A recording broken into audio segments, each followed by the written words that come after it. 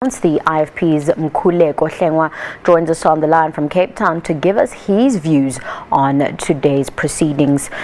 Mkhuleko, thank you so much for joining us this evening. Now, take us through the outcomes of today's deliberations.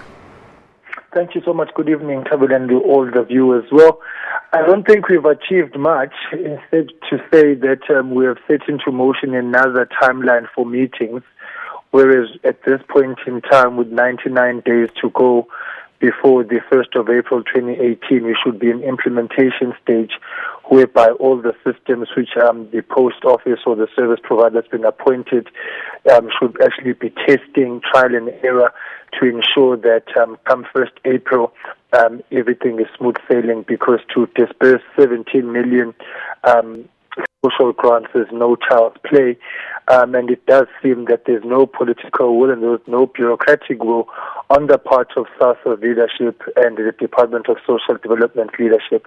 As the insert has pointed out, we are expecting another briefing next week, Wednesday, wherein the outcomes of the assessment and the review, which will be undertaken by National Treasury, will be tabled once the IMC has also received it.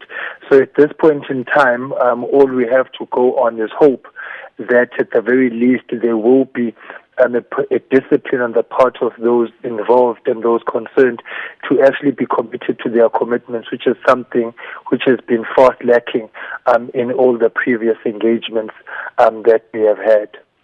Mkhuleko, I'm actually glad that you mentioned that you'll be getting a briefing by National Treasury next week. Now, let's look at the involvement of National Treasury at this point in time. Do you think that they waited too long to get involved in this debacle? Well, National Treasury, had no role to play per se. Safe to say that a deviation was requested by SASSA to interact with the post office, which National Treasury duly granted. Therefore, any other interaction that National Treasury had would have been at the invitation of SASSA at that point in time, because SASSA is the appointing authority in terms of who will disburse these grants. We do feel that the involvement of National Treasury is a welcome move, because they were able to bring SASSA and SAPO to the table after we established today that the technical committees of both SASSA and SAPO had not met, but there have been 17 meetings already between the two entities, which, by the looks of things, excluded the technical committees, which would have actually been dealing with the nitty-gritties of what this type of exercise of disbursing the social grants would have entailed. So the review that National Treasury will be doing is probably going to be give us an outcome which will say whether SAPO continues or does not continue. So we are hoping to receive at least a finality on Wednesday, which will chart a direction as to what needs to happen. As you also pointed out in the insert, the tenders which SASSA wanted to go out on Friday have been frozen up until such time that we give the National Treasury a process time and space to ensure that it's done in a manner which is going to give a credible and logical conclusion to this impasse.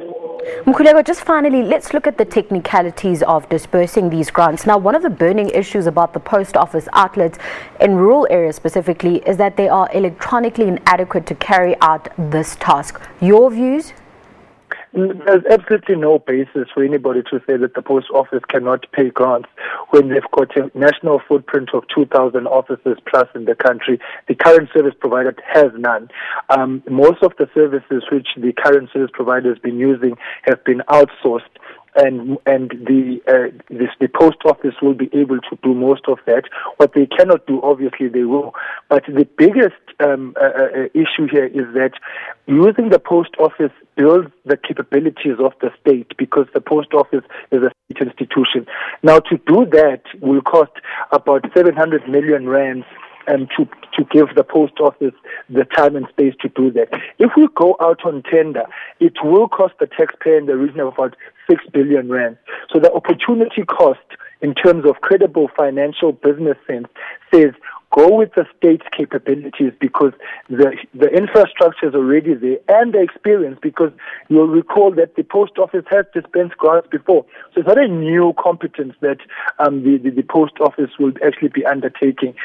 There's nothing at this point in time which is tangible or a solid basis for the post office to be excluded. It's a matter of political egos, and it's a lack of political will and political discipline, simply because there's a bosom relationship between SASSA and the current service provider, which is not in the interest of building a capable state, and not in the interest of service delivery for our people.